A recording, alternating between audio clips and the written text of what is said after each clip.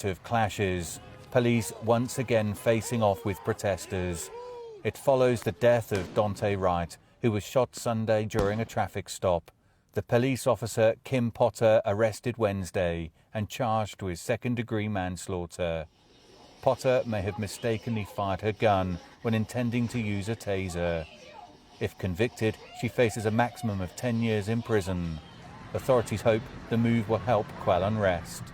Some 16 kilometers away in Minneapolis, Derek Chauvin's trial continues. The former officer faces murder and manslaughter charges following George Floyd's death last May. The defense called a former Maryland medical examiner. He told the court, in contrast to previous experts that have testified, that Floyd died of a sudden heart rhythm problem due to heart disease while being restrained by police. Did you form, in your opinion, to a reasonable degree of medical certainty, what you thought was the principal cause of Mr. Floyd's death? Yes. And what is that? Cardiac arrhythmia due to hypertensive atherosclerotic cardiovascular disease during restraint.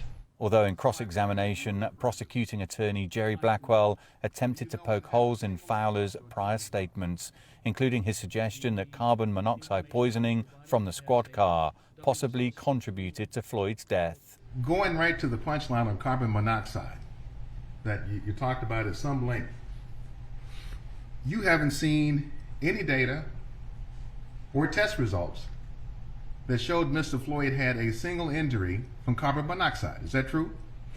That is correct, because it was never sent to the laboratory for that test. I asked you whether it was true, sir. Yes or no? It is true.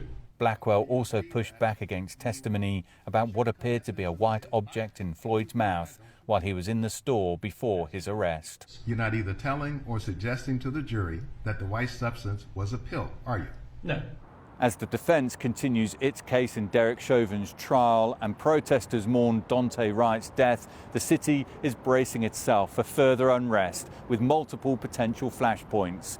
The deaths of 2 black men at the hands of police have brought heartbreak and anger, and thousands of police and National Guard are standing by. Dan Williams, CGTN, Minneapolis.